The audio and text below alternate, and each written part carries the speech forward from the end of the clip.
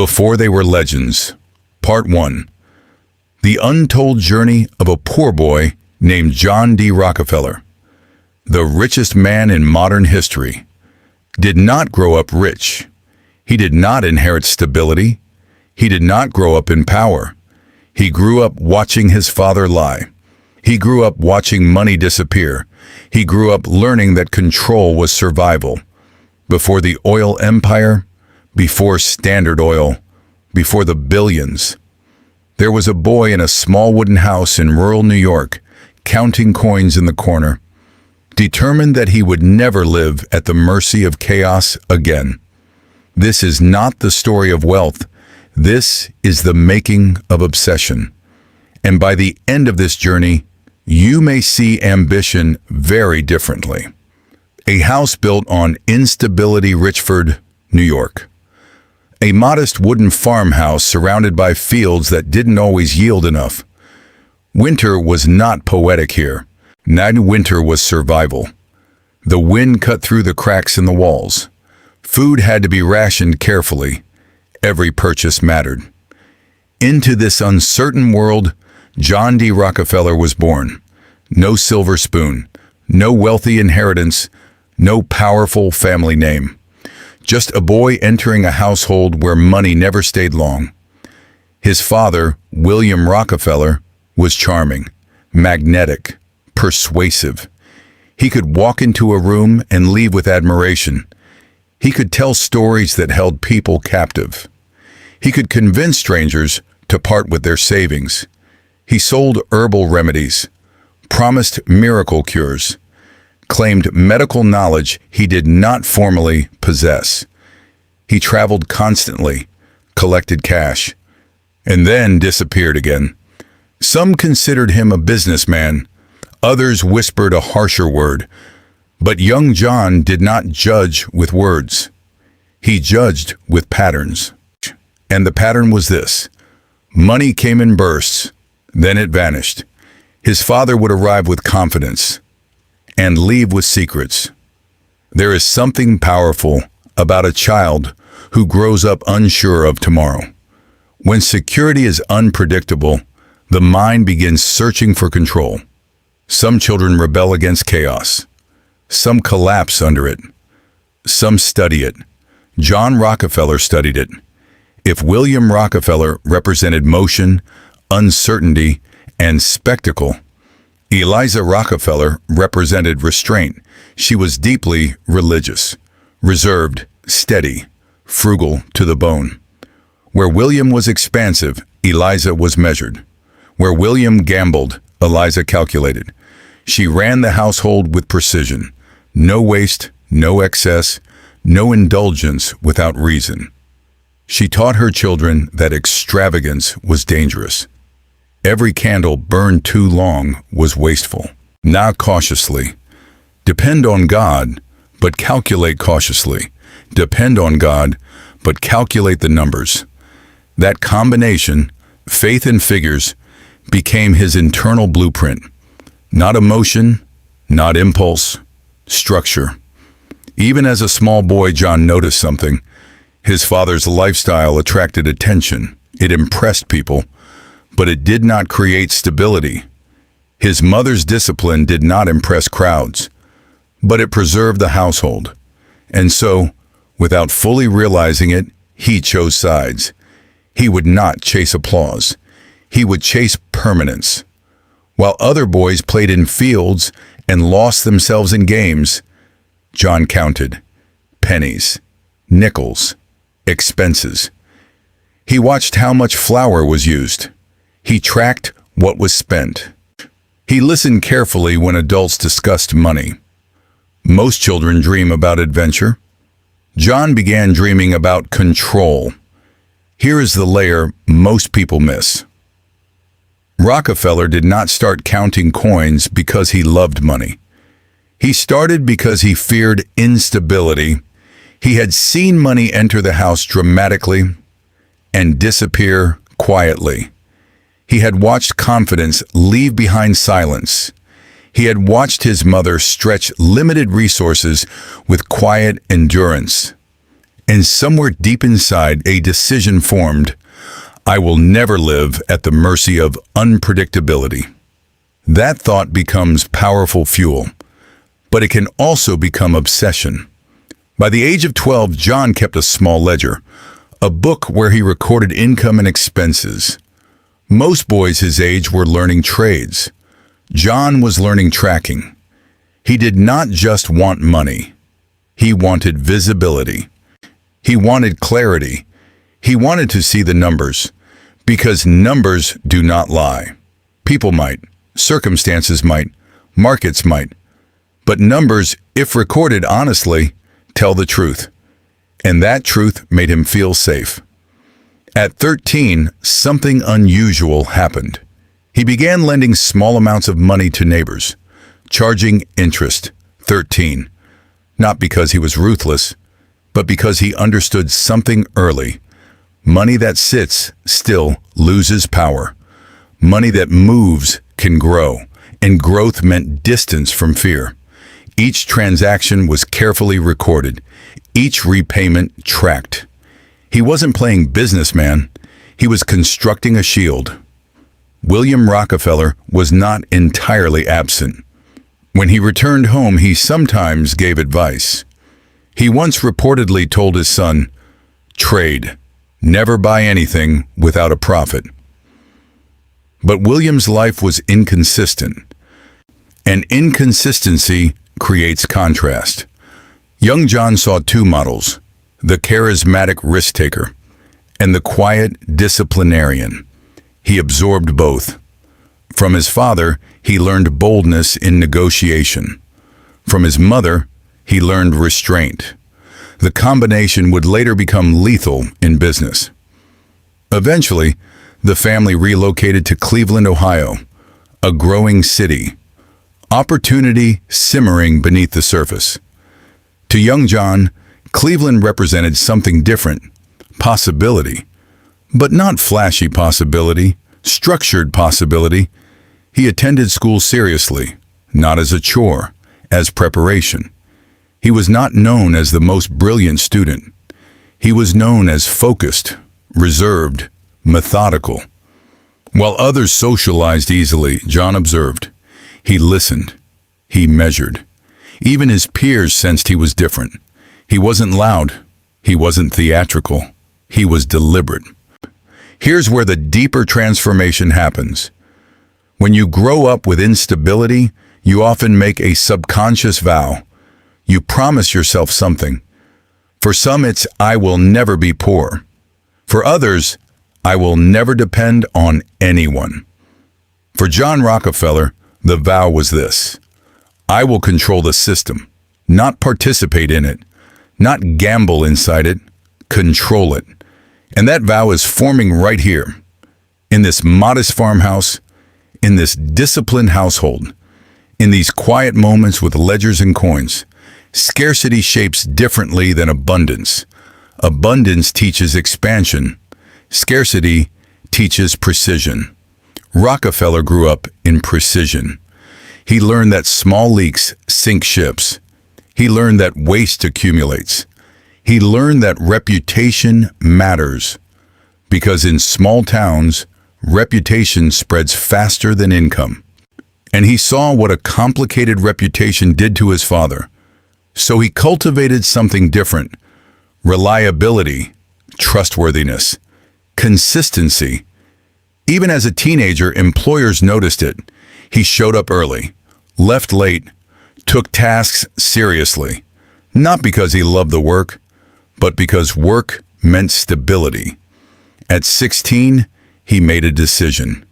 He would leave home, seek employment, earn structured income, not through speculation, not through charisma, through accounting, through tracking, through discipline. He walked into Cleveland with very little, but he carried something powerful, a mindset forged in instability. And that mindset would soon collide with opportunity.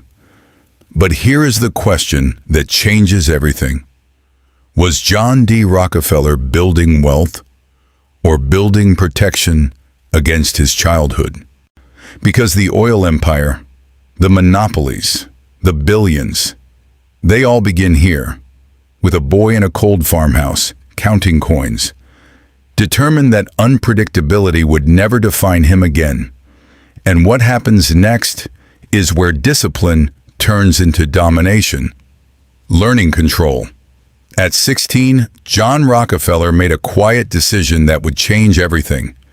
He would no longer live inside uncertainty. He would enter the world of structure. Cleveland, Ohio, a growing city, ships on Lake Erie, rail lines expanding, commerce beginning to hum. He arrived with no connections of importance, no powerful surname, no inheritance waiting, just discipline and a deep need for control. He began what he later called the job hunt. Every morning he dressed carefully, walked into offices, introduced himself, asked for work, and heard the same word again and again. No, no openings, no need, no experience required. Weeks passed. His small savings began shrinking. The pressure built. Rejection tests people differently. Some grow bitter, some grow discouraged. Rockefeller grew more focused.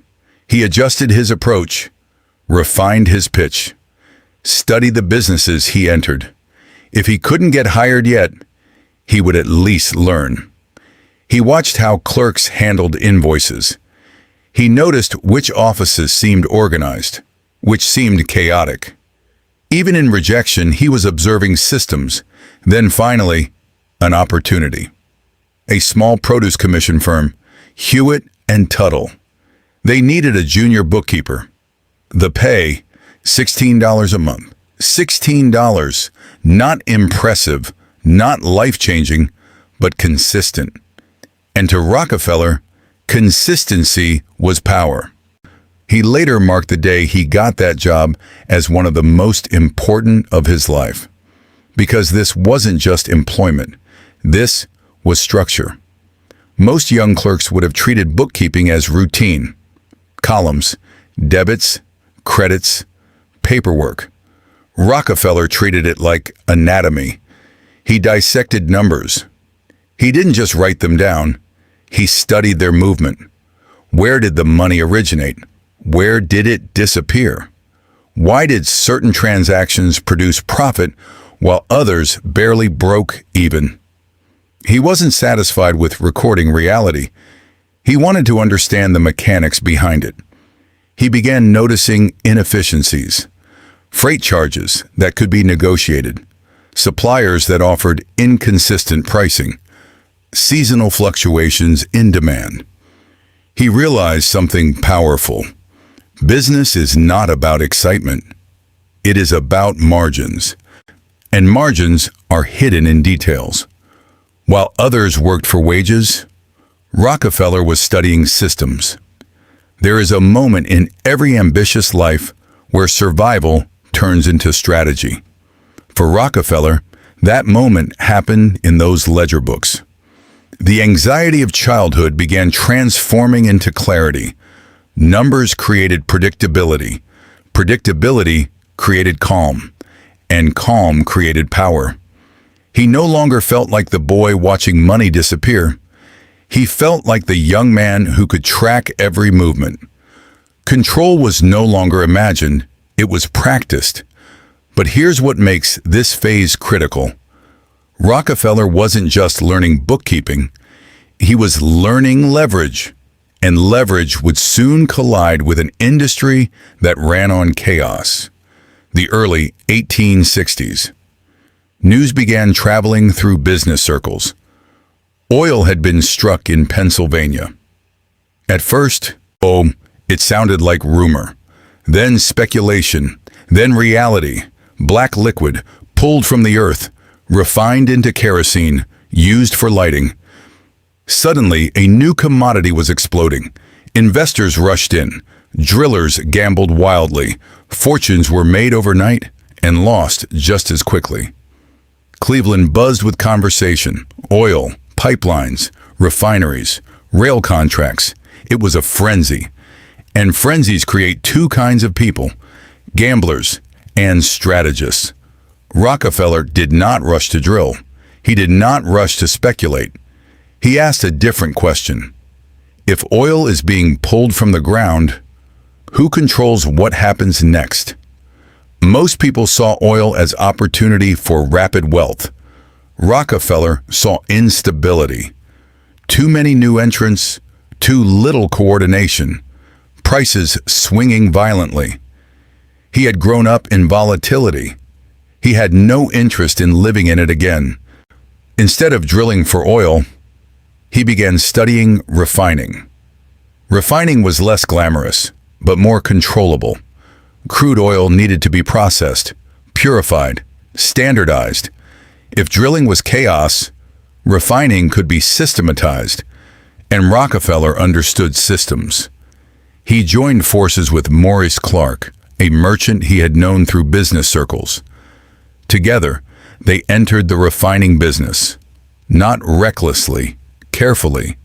They calculated costs down to fractions, barrel efficiency, transportation fees, waste reduction, and they tracked everything. Rockefeller insisted on discipline. If a process wasted material, it had to be redesigned. If a supplier charged inconsistently, contracts were renegotiated. If railroads offered better rates to competitors, he demanded parity. And here is where something subtle but powerful emerged. He wasn't chasing oil. He was chasing efficiency. Efficiency compounds. Small savings per barrel become enormous over thousands. Thousands become millions. But the oil industry wasn't patient. It was explosive, and explosions create pressure. Soon, competition intensified. Prices collapsed. Refineries failed. Speculators panicked. The market swung violently. And once again, chaos entered the room. But Rockefeller did not panic. He tightened, reduced waste further, negotiated harder, consolidated where others collapsed. While competitors reacted emotionally, he responded mathematically. Remember the farmhouse in Richford. Remember the father who arrived with cash and left with silence. Remember the mother who counted every cent. All of that training converged here. He did not fear downturns. He prepared for them. He did not chase headlines. He built foundations, and slowly, quietly, he began accumulating control. By his early 20s, Rockefeller was no longer just a clerk. He was an emerging force in refining, still disciplined, still methodical. But now something else entered the equation. Scale. He realized something critical. If you control enough of the refining capacity, you can influence the market itself. Not just survive it, shape it. And that idea, that shift from participant to controller, is where the legend begins forming. Entering oil, most rushed into drilling. They saw oil as gold bursting from the earth. They saw fortune in gushers. They saw headlines. They saw speed. John Rockefeller saw something else. Instability. Drilling was unpredictable. Wells dried up. Fields flooded. Speculators overpaid for land. Prices swung wildly depending on rumors. It looked exciting. It looked dramatic. It looked dangerous. Rockefeller did something different. He chose refining. Because refining was not about luck. It was about process. Crude oil was messy, impure, inconsistent. It needed to be distilled into something usable. Kerosene for lamps, lubricants for machinery. Drillers could strike oil and lose everything. Refiners, if disciplined, could control quality, costs, and output. And control was everything. From the beginning, Rockefeller approached oil the same way he approached bookkeeping. He did not think in barrels. He thought in percentages. Loss per batch, waste per shipment, leakage during transport. Every inefficiency was an opportunity. He walked through refineries and saw what others ignored: spilled residue, poor storage, unoptimized heat usage. He insisted on improvements. If waste could be turned into a byproduct and sold, do it. If barrels could be sealed tighter, fix it. If transportation rates could be reduced, negotiate. Nothing escaped scrutiny. And here is what made him dangerous. He was patient. While others chased rapid expansion, Rockefeller strengthened systems. He made refining cheaper, cleaner, more reliable. And slowly, Cleveland became a refining powerhouse. But oil refining did not exist in isolation. It depended on railroads. Railroads were the arteries of the industry. Without favorable shipping rates, profits evaporated. Rockefeller understood this immediately. So he did what few dared to attempt. He negotiated directly with rail companies. Not for standard rates, for preferential ones. Secret rebates. Lower fees for higher volume. Guaranteed shipments in exchange for discounts. It was legal at the time, but controversial. Competitors paid more, Rockefeller paid less. And that difference compounded. When you refine more cheaply, you can sell more cheaply. When you sell more cheaply, competitors suffer. When competitors suffer, they become vulnerable. And vulnerability invites consolidation. But this is where the story sharpens. Because once you begin gaining advantage in a volatile market, people start asking questions. Some refiners tried to match Rockefeller's discipline. Many failed. Costs were too high, margins too thin, debt piled up, and Rockefeller made offers, buyouts, partnerships, absorptions. He wasn't emotional about it. He wasn't theatrical. He simply presented numbers. Join us, or compete against a machine that grows more efficient every quarter. Many chose to join. Those who refused often collapsed under price pressure. By the early 1870s, Rockefeller's influence expanded rapidly. He helped organize what became Standard Oil, a name that suggested reliability, consistency, predictability. And that branding was intentional. In an industry known for volatility, he offered standardization. Rockefeller did not appear flamboyant. He did not flaunt wealth publicly. He dressed plainly, spoke softly, avoided spectacle. This made him harder to read. Competitors often underestimated him. Journalists struggled to define him. Was he modest or calculating? Was he humble or strategic? Behind the scenes, Standard Oil refined more and more of the nation's petroleum. Barrel by barrel, railroad by railroad, city by city. Efficiency gave him leverage. Leverage gave him scale. Scale gave him influence. And influence began shaping markets. Success invites scrutiny. As Standard Oil grew, resentment grew with it. Independent refiners accused Rockefeller of squeezing them out. Railroad arrangements were called unfair. Some businessmen accused him of manipulating supply. Newspapers began investigating. Political figures began whispering about monopoly. The public, still learning the language of industrial capitalism, sensed something shifting. Was this just smart business? Or was this something larger? Rockefeller rarely responded publicly. He believed criticism was temporary. Systems were permanent. In 1872, controversy erupted. A secret arrangement known as the South Improvement Company surfaced.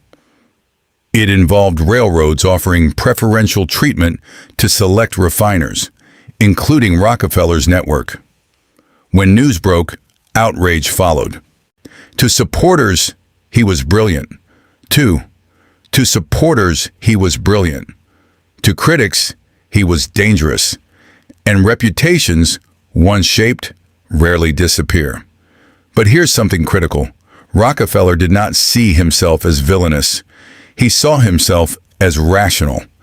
He believed competition without structure created waste. Waste created instability. Instability hurt consumers.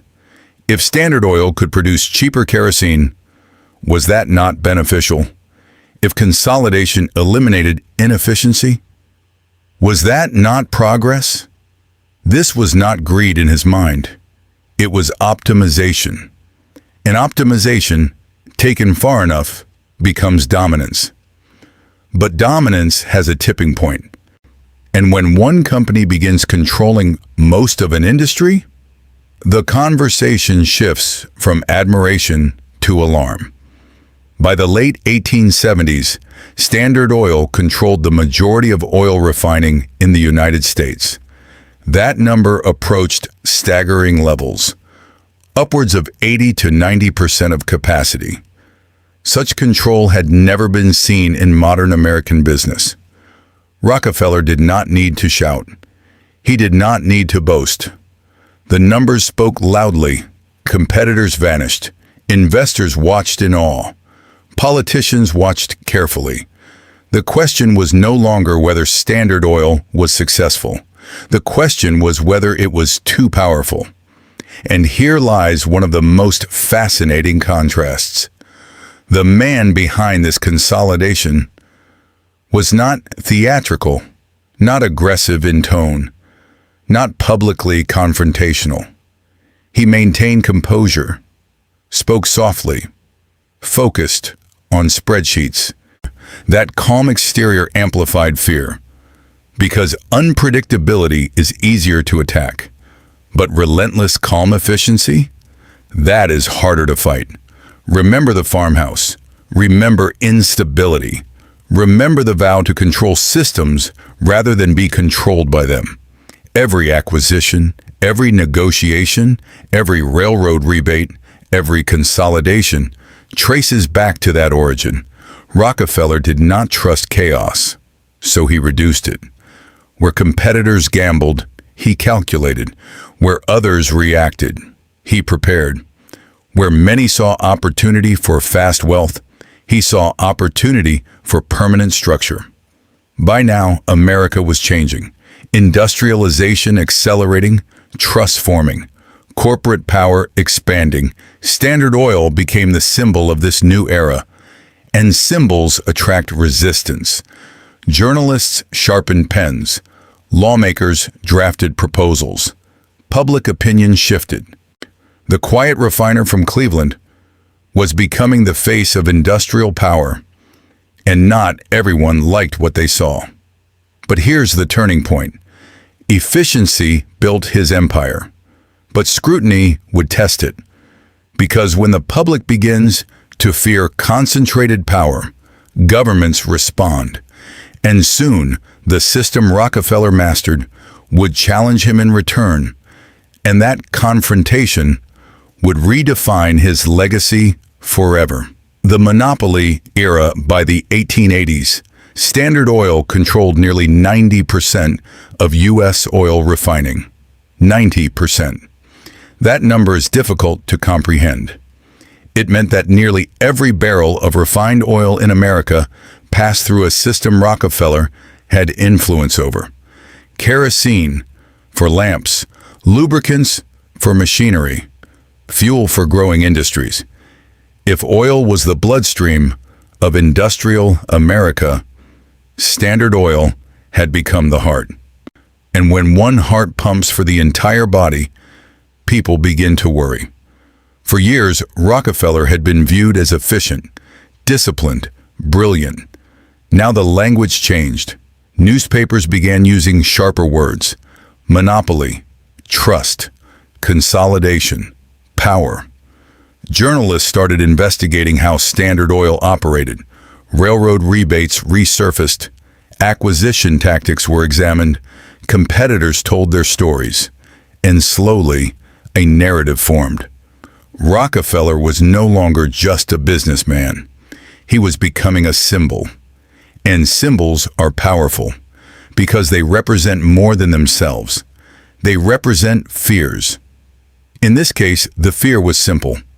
Was corporate power outgrowing democracy? One of the most influential moments came when investigative journalists began publishing detailed reports about Standard Oil's practices. Most famously, Ida Tarbell, a writer with deep knowledge of the oil industry, began exposing internal strategies, past negotiations, and controversial tactics. Her work painted Rockefeller not as a quiet optimizer, but as a calculated consolidator who crushed competition. For the first time, the American public saw behind the curtain, and what they saw unsettled them, not because efficiency was wrong, but because power felt centralized. Public opinion shifted. To many, Rockefeller wasn't disciplined. He was dangerous. But here's the tension at the center of this storm. Was he truly crushing competition unfairly? Or was he simply better at the game everyone agreed to play?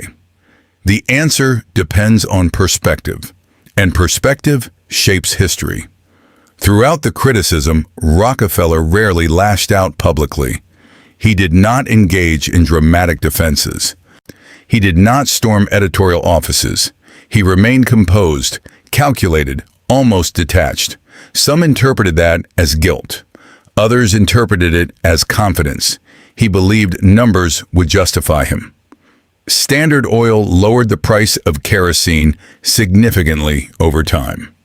Consumers benefited, markets stabilized, yet critics argued that low prices were temporary, designed to eliminate competitors.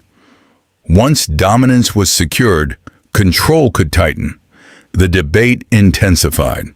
The late 19th century was a period of industrial transformation. Railroads expanded across the continent. Steel empires grew. Banking consolidated. Trusts formed across industries. Rockefeller was not alone, but he was the most visible. And visibility invites scrutiny. Political leaders began discussing regulation. The idea that corporations could become too powerful entered mainstream thought, and eventually, legislation followed. In 1890, the Sherman Antitrust Act was passed. Its purpose: prevent anti-competitive practices and monopolies. At first, enforcement was inconsistent, but the foundation had been laid. A new era was beginning, and Rockefeller, who had mastered the free market battlefield, now faced a different opponent: the government itself. State governments began filing cases. Public hearings increased. Testimonies were gathered. Internal documents examined. The language shifted from business rivalry to legality. Was Standard Oil restraining trade? Was it abusing dominance? For Rockefeller, this was not just about reputation, it was about structure. The system he built was under threat. But here's what makes this chapter remarkable. He did not panic. He adjusted. He restructured the company into a holding structure, maintained influence while complying with evolving regulations. Even under scrutiny, he strategized. Finally, in 1911, the United States Supreme Court delivered its ruling. Standard Oil was declared an illegal monopoly. It must be broken apart, divided into separate companies. For many industrial leaders, such a ruling would mean collapse, loss of control, loss of legacy, loss of power. Newspapers framed it as a decisive blow. The giant had been cut down, or so it seemed. Here is where the story twists. When Standard Oil was divided into more than 30 independent companies, shareholders received stock in each new entity. And those entities flourished. Their individual valuations increased dramatically. Rockefeller, as the largest shareholder, saw his wealth expand. The breakup did not destroy his fortune, it multiplied it. Sometimes losing centralized control creates distributed value. Sometimes fragmentation reveals hidden strength. The irony is extraordinary. The government aimed to limit his power, but in doing so, it accelerated his wealth. Imagine being Rockefeller at that moment, a boy who once counted pennies in a farmhouse, now watching the largest corporate breakup in American history, and emerging wealthier than before. Did he feel vindicated? Did he feel misunderstood? Did he believe the system misunderstood his intentions? We cannot fully know, but we can trace the pattern. From instability to control, from control to dominance, from dominance to resistance, from resistance to reinvention. By the early 20th century, Rockefeller's public image began shifting again. The once feared monopolist started appearing as an elder statesman of industry. Photographs showed him smiling, giving dimes to children, walking quietly. The sharp edges of earlier decades softened, but the debate never fully disappeared. To some, he remained a symbol of corporate overreach. To others, he was proof that discipline and scale create efficiency. History often refuses to give clean verdicts. But here's the deeper question. Was Rockefeller shaped by greed or by fear of instability? Because when you look closely, his empire was not built on flamboyance.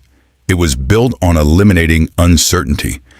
And eliminating uncertainty at national scale reshapes economies. The breakup of Standard Oil did more than alter one company. It changed American business forever. It signaled that government would intervene when power concentrated too heavily. It defined the boundaries of corporate growth. It reshaped how trusts operated.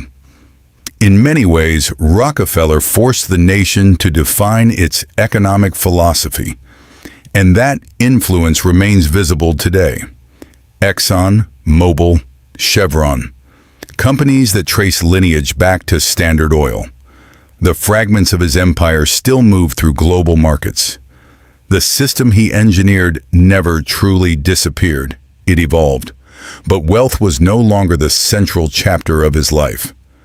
Because as criticism peaked and legal battles concluded, Rockefeller shifted focus. He turned towards something unexpected: philanthropy, education, medical research, public health, and the final transformation of his legacy would surprise even his harshest critics. Because the boy who once feared instability would attempt to stabilize something far larger than industry, society itself. The transformation. Here is where the story shifts again. For decades, John D. Rockefeller had been the architect of consolidation, the master of efficiency, the symbol of corporate power. But power brings pressure, and pressure reshapes identity. As criticism grew louder, as investigative journalism intensified, as the Supreme Court dismantled Standard Oil, Rockefeller faced a new reality. His name would forever be linked to monopoly, to industrial dominance, to controversy. And now, in the later years of his life, he began redirecting something far more powerful than oil: his wealth. Philanthropy was not entirely new to Rockefeller. Even as a young man, he tithed to his church. He believed in structured giving. But after the legal battles and public scrutiny, something expanded. He began thinking on a scale similar to how he built Standard Oil. Not small donations, systems, institutions, permanent foundations. If efficiency could transform industry, could organization transform society? But here's the question many asked at the time: was this generosity or image repair? The answer isn't simple, and that complexity makes this chapter fascinating. One of his most significant contributions was funding what became the University of Chicago. At the time, higher education in America was evolving. Rockefeller believed education needed structure, endowment, permanence. He didn't just write a check. He funded a foundation, an institution built to endure. Millions flowed into its development. Buildings rose, faculty recruited, research programs established. The university would grow into one of the most influential academic institutions in the world. His name attached to progress, not petroleum, but education was only the beginning. Rockefeller turned toward medicine. At a time when diseases like yellow fever and hookworm devastated populations, medical research lacked consistent funding. He changed that. The Rockefeller Institute for Medical Research was established. Funding flowed into laboratories, into scientific discovery, into vaccine research. Public health campaigns were organized in the American South. Hookworm eradication programs transformed communities. Entire regions experienced measurable health improvements. The same mind that optimized refineries was now optimizing research systems. The same discipline applied to oil was applied to science. Rockefeller did not believe in scattered charity. He believed in structured philanthropy. He once argued that random giving created dependency. Systematic giving created progress. He approached philanthropy like a business model. Identify inefficiency, inject capital, build infrastructure, measure results. He created one of the first large-scale private philanthropic foundations, and that model influenced generations of wealthy donors.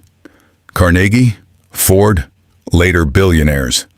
The blueprint for modern philanthropy traces back to this era. Gradually, the image of Rockefeller softened. The elderly man handing out dimes to children became iconic. Photographs captured him smiling gently, walking slowly, speaking calmly. The once feared monopolist now appeared grandfatherly. Some believed it was redemption. Others believed it was strategy. But the results were undeniable. Hospitals funded, schools strengthened, medical research accelerated. He gave away more than $500 million in his lifetime. In today's money, that figure multiplies dramatically. It wasn't symbolic generosity, it was structural. But here's the deeper layer. Why would a man obsessed with control give so much away? Because perhaps he wasn't giving away control. He was extending it into permanence. The boy who feared instability created structures that outlived him. Standard Oil reshaped capitalism. His foundations reshaped philanthropy. His educational institutions reshaped academia. His research funding reshaped medicine. He died in 1937, nearly a century of life, long enough to witness his empire rise, fall apart, and rise again in fragments, long enough to see criticism and transformation, long enough to watch the consequences of scale. Return to that farmhouse in Richford, cold winters, uncertain income, a father who dazzled and disappeared, a mother who counted every cent. That environment created a boy who sought stability at any cost, first through bookkeeping, then through refining, then through consolidation, and finally, through institutions that could not vanish overnight. Universities don't disappear like traveling salesmen. Medical research doesn't evaporate like speculative wells. Foundations endure. Perhaps philanthropy was not just generosity. Perhaps it was the ultimate form of control over instability. History rarely gives clean verdicts. Was Rockefeller ruthless? Yes, in many respects. Was he disciplined? Undeniably. Did he concentrate power? Absolutely. Did he reshape modern philanthropy? Without question. His life forces a difficult conversation. Can greatness and controversy coexist? Can discipline and dominance walk together? Can someone be both architect of monopoly and architect of lasting social institutions? The answer lives in complexity. Before they were legends, they were shaped by fear, by scarcity, by instability. The oil empire was not born from greed alone. It was born from a boy who refused to be powerless again. And in mastering industry, he changed capitalism. In mastering philanthropy, he changed society. But Rockefeller is only one story, because every legend has a beginning, every empire has an origin, and every origin hides something deeper than success. In the next episode, we step into another childhood, another transformation, another figure history remembers for power, but forgets as a child. If this story shifted how you see ambition, subscribe, because the beginnings of greatness are often more revealing than the glory itself. John D. Rockefeller died in 1937, nearly 98 years old, one of the wealthiest individuals in recorded history. But strip away the billions, strip away the oil, strip away Standard Oil, and you find a boy watching instability, learning discipline, choosing control over chaos. Before they were legends, they were shaped by something. Sometimes poverty, sometimes rejection, sometimes fear. Next episode, another forgotten beginning.